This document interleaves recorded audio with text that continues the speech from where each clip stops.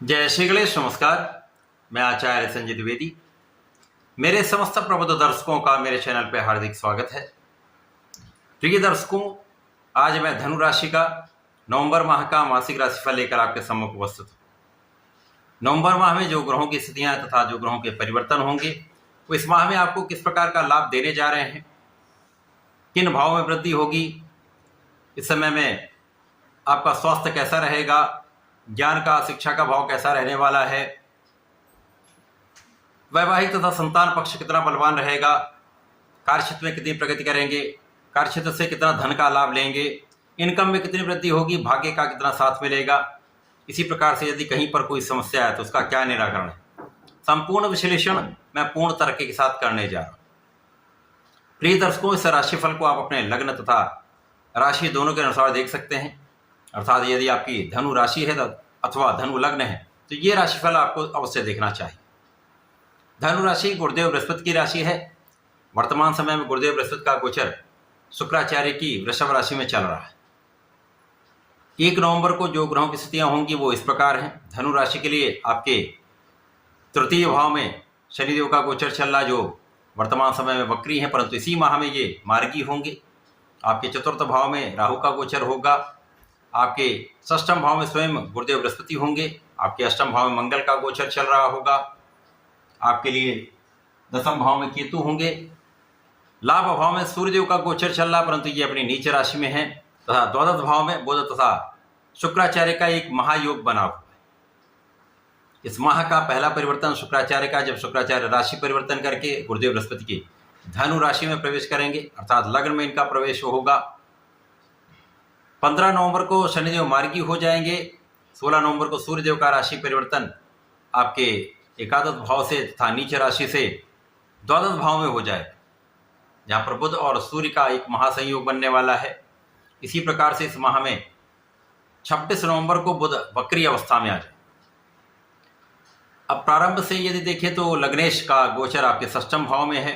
मंगल अष्टम भाव में गोचर कर रहे हैं अपनी नीच राशि में, परंतु यहाँ पर इनका गोचर जो चल रहा है अष्टम भाव में होकर विपरीत राजयोग में है, क्योंकि यहाँ पर मंगल नीच राशि में है, सूर्यदेव नीच राशि में है। जो मंगल और सूर्य का गुरु के साथ अतिमित्र का भाव होता है, तो कहीं ना कहीं यहाँ पर प्रारंभिक समय में कुछ समस्याएं रह सकती हैं। आपका आत्मबल कुछ कम हो सकता है, ऊर्जा का प्रवाह उतना अच्छा नहीं होगा। इसी प्रकार से धन का मार्ग प्रशस्त होगा, धन का लाभ आप लेंगे, परंतु धन का उतना संचय नहीं कर पाए।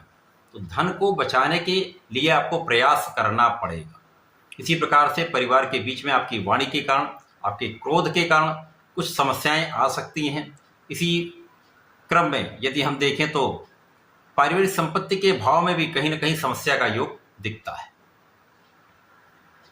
अब यहाँ पर भाग्य के स्वामी सूर्यदेव जो कि एकादश भाव में है, एक अच्छे भाव में होकर परंतु नीच राशि में है। यहाँ पर एकादश भाव में समस्त ग्रहों का प्रभाव अच्छा प्राप्त होता, परंतु नीच राशि में होने के कारण उतना अच्छा प्रभाव आपको प्राप्त नहीं हो पाएगा। तो भाग्य का भी उतना प्रबल साथ आपको नहीं मिल पाएगा। तो इस समय में जब भी कोई बड़े निर्णय लेने हो, किसी प्रकार का कोई डिसीजन बड़ा करना हो या कोई बड़ा कॉन्ट्रैक्ट करना हो, तो बहुत सोच विचार कर कार्य करिएगा, विचारशून्य होकर निर्णय लीजिएगा। नहीं समझ में आता तो गुरु का सहयोग लें अथवा पिता का सहयोग ले सकते हैं। इस समय में आपके पढ़ाई के भाव में, आपकी शिक्षा के भाव में कुछ निर्बलता आ सकती है, क्योंकि यहाँ पर मन आपका भटक सकता है अथवा आपका कॉन्फिडेंस कम हो सकता है। यदि इस समय में प्रतियोगिता परीक्षा की तैयारी कर रहे हैं, कोई आपकी परीक्षा है, तो यहाँ पर आपको अपने आत्मबल को प्रबल करना चाहिए। नित्य सूर्यदेव को जल देना चाहिए तथा आदित्य हृदय स्रोतम का पाठ करना चाहिए अथवा सुनना चाहिए, जिससे इस समय में बहुत निर्बलता आपको नहीं मिले। संतान से एक अच्छा संबंध है, परंतु एक मतभेद कहीं ना कहीं समस्या का कारण बन सकता है। प्रेम संबंधों के लिए समय बहुत अच्छा नहीं है, परंतु यहाँ पर मंगल और शुक्र का जो एक संयोजन आपके बन रहा है, जो मंगल आपके अष्टम भाव में, शुक्राचार्य आपके द्वादश भाव में, मंगल की राशि में, यहाँ पर नवम पंचम का संबंध जो है वो कहीं ना कहीं एक विशेष लाभ देने वाला है, क्योंकि शुक्राचार्य को किसी प्रकार का द्वादश भाव में दोष नहीं लगता है, परंतु बुध यहाँ पर पीड़ित होंगे। तो यहाँ पर कुछ शारीरिक कष्ट हो सकते हैं, खाने पीने में कुछ अनियमितता के कारण समस्याएं हो सकती हैं, पेट के संबंधित कुछ रोग हो सकते हैं, स्किन से अथवा एलर्जी से संबंधित कुछ रोग हो सकते हैं। परंतु इस समय में आपका ऐश्वर्य वैभव बढ़ेगा, धन संपदा में वृद्धि होगी, विदेश से एक अच्छा लाभ आप ले पाएंगे। यदि विदेश से संबंधित किसी कार्य में है, नौकरी में है, व्यापार में है, प्रोफेशन में है, तो एक अच्छा लाभ आप प्राप्त कर सकते हैं। परंतु यहाँ पर भी आपको जल्दीबाजी में कोई कार्य नहीं करना है, जल्दीबाजी में कोई बड़ा डिसीजन नहीं लेना है। लोगों को सहयोग में लेकर, लोगों के साथ कोऑर्डिनेट करते हुए आपको कार्य करना चाहिए। किसी प्रकार के विवाद से आपको बचना चाहिए।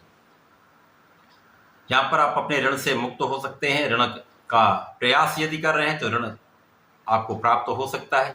अब क्योंकि यहाँ पर बुध 2 केंद्र के स्वामी हैं, आपके लिए सप्तम के स्वामी तथा आपके लिए कार्यक्षेत्र के स्वामी हैं, इनका द्वादश भाव में होना, यद्यपि यहाँ पर जो लोग विदेश से संबंधित होकर कार्य कर रहे हैं, मातृ स्थान से दूर रहकर कार्य कर रहे हैं, तो उनके लिए कोई बड़ी समस्या नहीं है, क्योंकि गुरुदेव का सीधा प्रभाव यहाँ पर है। तो जब गुरुदेव का प्रभाव जो लग्न के स्वामी, तो इस भाव की वृद्धि कर देंगे।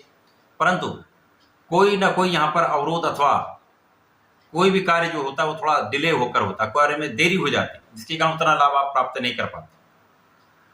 परंतु जब पहला परिवर्तन शुक्राचार्य का होगा, शुक्राचार्य लग्न में आ जाएंगे, तो आपके लग्न को प्रबलता देंगे, क्योंकि यहाँ पर शुक्राचार्य और गुरुदेव का एक महान परिवर्तन योग बनेगा, जिसके कारण आपके समस्त कार्यों में प्रगति आरंभ हो जाए।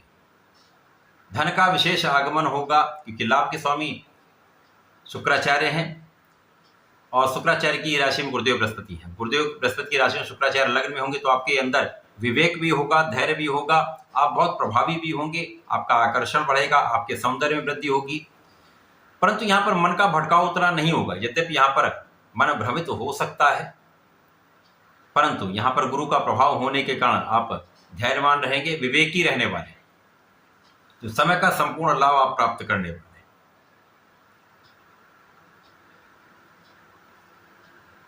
जो व्यापारी बंधु हैं उनको ऋण प्राप्त हो जाएगा, तो उनका व्यापार विस्तृत हो जाएगा।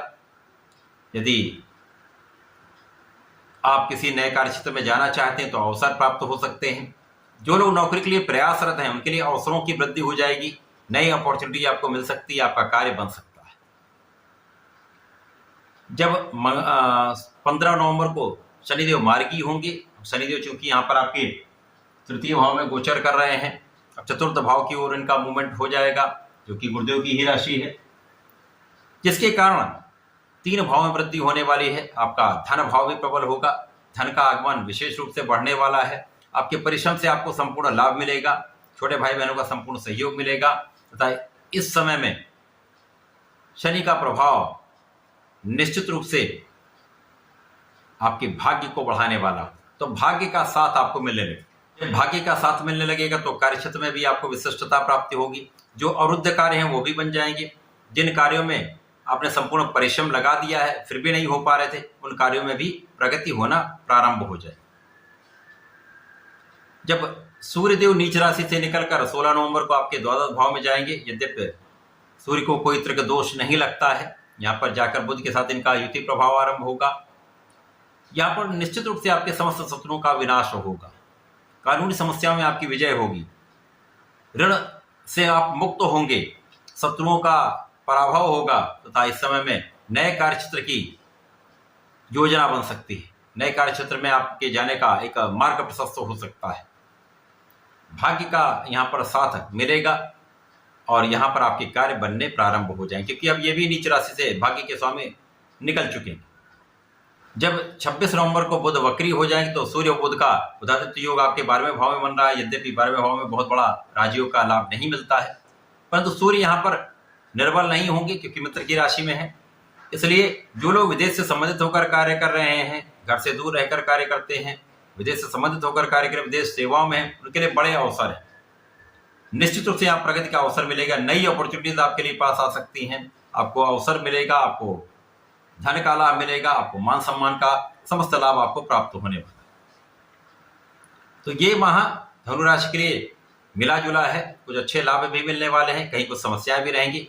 तो इस समय में आपको नियमित रूप से भगवान सूर्यदेव को जल देना चाहिए, प्रत्येक मंगल शनिवार को बजरंग बाण का पाठ संकल्प लेकर करना चाहिए, तथा प्रतिदिन हनुमानाष्टक का पाठ करेंगे तो समस्त संकटों से बचेंगे। आदित्य हृदय सूतम का प्रतिदिन अथवा प्रत्येक रविवार को यदि पाठ कर लेंगे अथवा सुन लेंगे तो समस्त समस्याओं का निराकरण हो जाए, हल निकल आए। तो ऐसा करके इसका लाभ लें। धन्यवाद, नमस्कार।